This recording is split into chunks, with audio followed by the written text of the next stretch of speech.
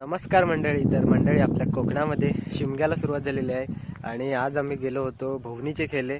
तर मंडळी, आजच्या भोवनीच्या खेळेमधला एक अनुभव तो म्हणजे की आपल्या कोकणी माणसाचं किती वय झालं तरी पण तो आपल्या कोकणी जी आपली कला आहे त्या कलेचा आनंद घेतल्याशिवाय राहत नाही. तर आमच्या गावातली पण लोक बघा आपल्या कोकणी कलेचा कसा आनंद घेतात आहे. तर चला बघूया.